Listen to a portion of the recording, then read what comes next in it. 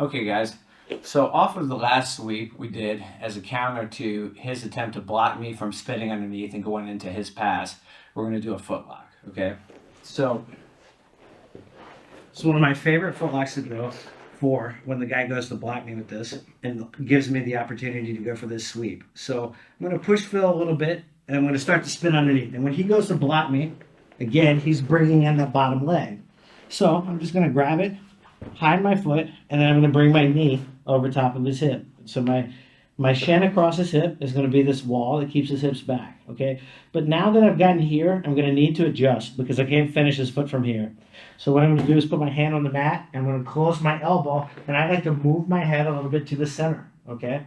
Now, with your ankle lock grip, you're going to want to like bring your arm in and turn your thumb out so you're really exposing the blade of your wrist here into his foot, okay? So it's like I'm here, I'm holding onto his foot. I'm going to move to the inside, and I'm going to get my grip on his leg here. Usually you can do this one-handed. I don't like to grab my collar too much because then when I grab my collar, it's like my hand turns, and then I get the kind of watch aspect of my wrist underneath of his ankle.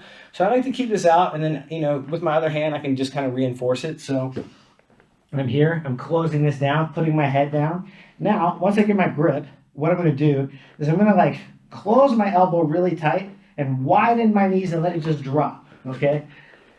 What's happening is all my pressure is just spreading out and dropping straight down into his foot, okay?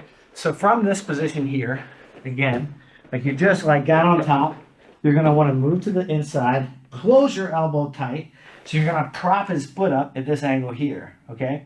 And then the pressure is gonna be going straight down into his ankle. So as I'm here, I close this elbow, I bring my head to the mat, bring my hands in tight to take all the slack out.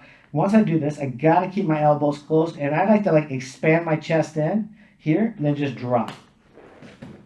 So you get everything in place. Once you got that, you can just drop down, okay? An important thing to remember when you're in this position, if you're back down, is that the guy can't come up and take your back unless you let go of this foot. So if any time while you're going for this, you just don't like what's going on, you want to get out of here, keep the guy's foot. Because, again, if he wants to do a technical stand-up right here, this leg has to come out. So if he wants to come up and over you, this leg's going to have to disappear underneath of you for him to take your back. So as long as I control this detail, okay, if I don't like what's going on, I can always come back here. I can always just get back up, go back to my sweep, try to pass him, okay? But while you guys are looking for the foot, here we want to keep this strong. We're going to close our elbow tight here, and then we're just going to get our grip, pinch our elbow tight, let our knees spread out, and put our weight into our hands. We're just dropping straight down. So from the top, let's go from this side. Here, I push him a little bit, I start to spin underneath, he brings that leg in. So I grab his other ankle, I'm keeping my shin underneath of his knee, pushing up to rock him back, and then we're dropping right here, okay? So now I want to get up, close this elbow down, and kind of move to the center a little bit. With a grip on my wrist, I'm closing my elbow, making my chest big, and just dropping my hips. So I'm just dropping my hips into the floor. All that weight's going right into his foot. Yep.